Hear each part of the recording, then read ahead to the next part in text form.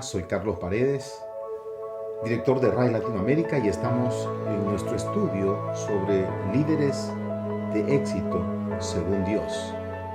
Estamos estudiando a Gedeón, el ADN de Gedeón, el gobernante. Y hemos dicho que Gedeón es alguien que se conecta con Dios, y al conectarse con Dios se conecta con su ADN y afirma su identidad, y por lo tanto está listo para cumplir su propósito. Pero es importante entender que todo esto es un proceso. Así que hoy, en este estudio, vamos a mirar cuál fue el proceso de la transformación en la vida de Gedeón, que hizo que se levante para ser un gobernante en su nación. En este proceso, lo primero que tiene que acontecer es identificar las fortalezas mentales negativas, identificar lo que se llama pensamientos limitadores. En Jueces capítulo 6 encontramos que viene el mensajero, el ángel, y le habla a Gedeón: varón esforzado y valiente, el Señor está contigo. Conocemos de las respuestas en las cuales él está quejándose. ¿Dónde está Dios? ¿Dónde están las señales y las maravillas? No está más con nosotros. En su mente estaba claro que Dios no estaba con Israel, con ellos, con el pueblo, y que por lo tanto no había esperanza. Entonces es cuando viene Dios mismo y le dice: ve con esta tu fuerza y libera a Israel de las manos de los madianitas. Impresionante. Ahora es la voz de Dios que lo está retando a ir hacia un cambio para que tenga un futuro diferente, para que tenga un futuro conforme a las promesas que Dios había dado. Pero para que esto pueda suceder en la vida de Gedeón, era necesario que Gedeón experimente una renovación. Y para ello es importante identificar en primer lugar cuáles son esos pensamientos limitadores, cuáles son las fortalezas mentales que se han ido estableciendo en su mente en el proceso de la decadencia de Israel, en la crisis moral, espiritual, en esa opresión que vivieron por 7 años, en donde tenían que esconderse en cuevas, hacer cavernas, cuevas en las montañas para poder sobrevivir. Entonces, ¿qué es lo que tiene que acontecer? Identificar esos pensamientos. Por ejemplo, sobre sus condiciones y su realidad familiar. Cuando Dios le dice que vaya y cumpla con este propósito, Él le dice: mi familia es la más pobre en Israel. Y yo soy el menor, yo soy el más pequeño.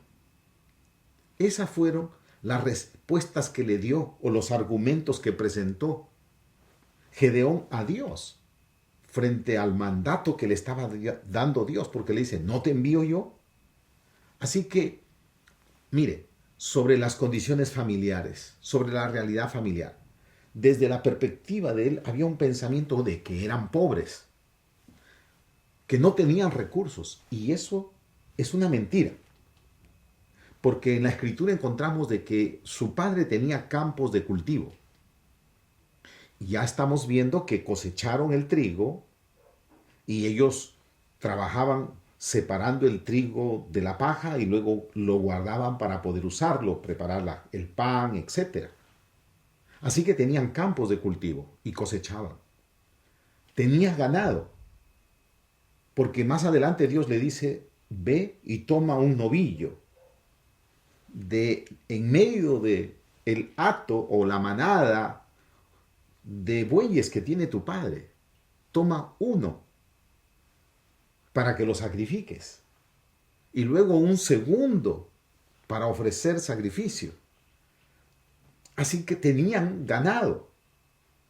No solamente tenían propiedades, campos de cultivo, no solamente tenían ganado. Luego dice que él recibe un mandato de parte de Dios de destruir el altar que había sido edificado para Baal y Acera en la propiedad de su padre, y dice que Gedeón tomó 10 siervos, 10 peones, 10 jornaleros que trabajaban para él. Y tomando Gedeón 10 de sus siervos, se levantaron para ir a cumplir este propósito. Así que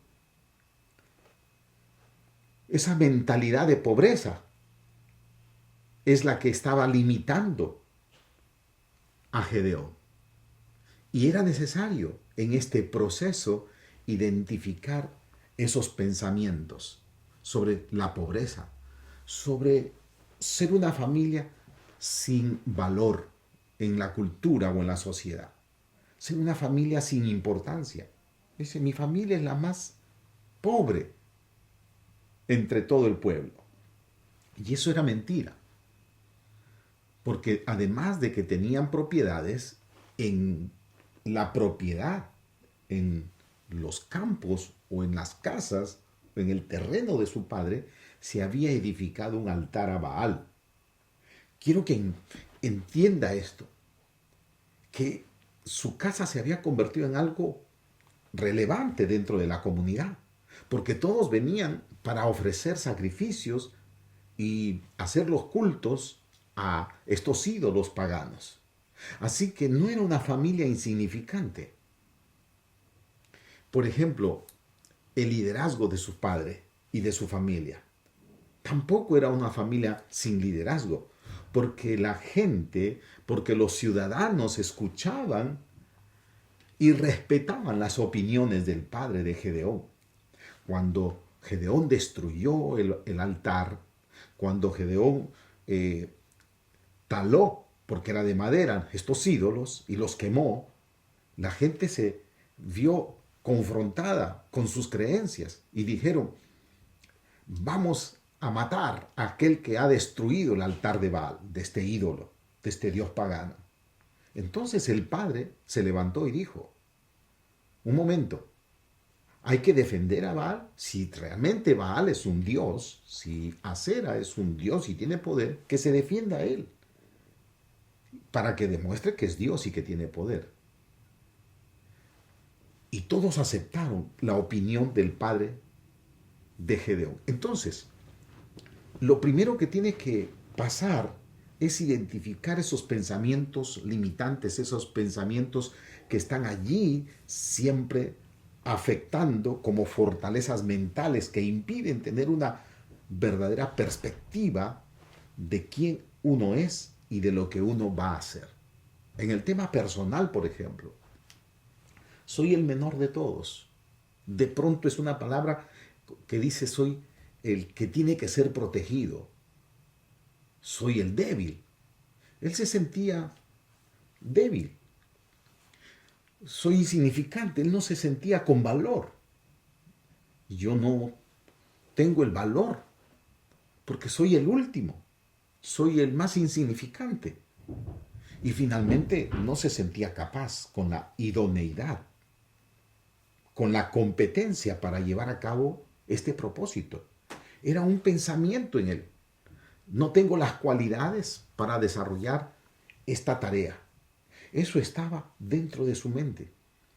Y por eso fue importante que Dios le hablara y que él quedara expuesto a la palabra, que es la verdad, y empezara a cambiar su mente. Porque es importante entender que la revelación te conduce a la renovación de la mente. Primero, identificar todas esas fortalezas, todos esos pensamientos. Pero no solamente es identificarlos, sino experimentar una renovación. Y esa renovación es cuando hay una revelación, cuando la verdad viene y entonces se genera un cambio de pensamiento. Y eso fue lo que pasó con él. Lo que hizo Gedeón es levantar un altar para adorar a Dios, ofrecer un sacrificio, un holocausto, una ofrenda a Dios. Y lo hizo. Y en el proceso de presentar esa ofrenda a Dios, es que sus vendas son quitadas en sus ojos. Y él puede identificar la verdad. La luz le ilumina de tal manera que esas mentiras, esos pensamientos que había en su mente, son desechados. Así que la luz disipa la oscuridad. La verdad viene de adorar a Dios. La verdad viene cuando nos rendimos a Dios, porque si nos rendimos a Dios, tenemos que estar listos para creer y obedecer su palabra. Tenemos que estar listos para obedecer lo que está escrito en su palabra. No podemos decir que creemos en Dios y no creer en su palabra, porque su palabra es la verdad. Entonces, la luz, como dice la Escritura, prevalece en medio de la oscuridad o de las tinieblas. Y esto fue lo que pasó en su experiencia. Él, por medio de este acto de adorar a Dios y de rendirse a Dios y de entregarle esta ofrenda a Dios, sus ojos son abiertos y él dice, he visto al ángel de Jehová. Él pensaba que iba a morir y Dios le dice, no morirás. Lo que vive es una experiencia de revelación. Y el conocimiento de la verdad te va a abrir puertas a nuevas dimensiones y a nuevas oportunidades. Gedeón vive una experiencia en la cual es un proceso. Y déjame decirte que la renovación es un proceso que te lleva a la transformación. No hay una transformación sin una renovación. Y la renovación será posible en la medida que tenemos revelación. Revelación de la verdad. Por eso Jesucristo dijo, conoceréis la verdad y la verdad os hará libres. Por eso Jesucristo dijo que Él había venido para poder liberar a todos los cautivos, para poder cambiar la visión, la vista, dar vista a los ciegos.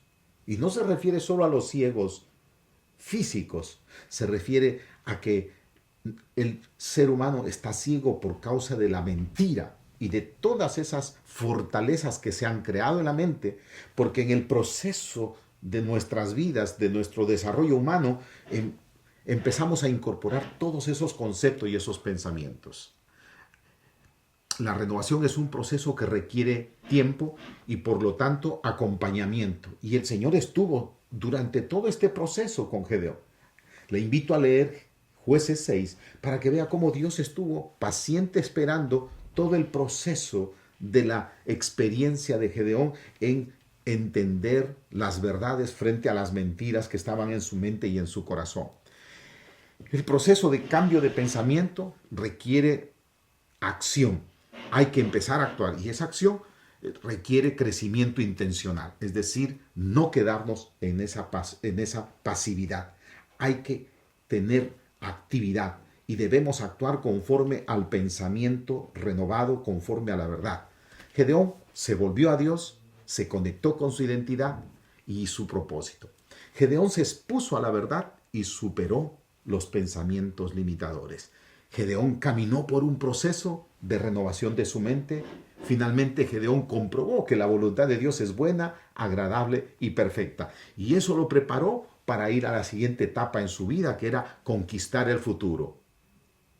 Lo veremos la próxima semana. ¿Cómo conquistar ese futuro? Así que te invito a pensar que necesitas volverte a Dios, renovar tu mente, aceptar el proceso, el cual puede ser duro, pero el proceso dará su fruto, porque hay un plan de Dios, un plan de bienestar y no de calamidad, porque Cristo vino para darnos vida y vida en abundancia. Es el tiempo de pasar un proceso para experimentar la transformación por medio de la renovación de la mente, la cual es importante solamente cuando la tenemos por medio de la verdad que está en Cristo Jesús. Este puede ser tu año, este será tu año, este es tu año. Bienvenido, año 2024. El Señor te dice, no temas, estaré contigo. Dios te bendiga.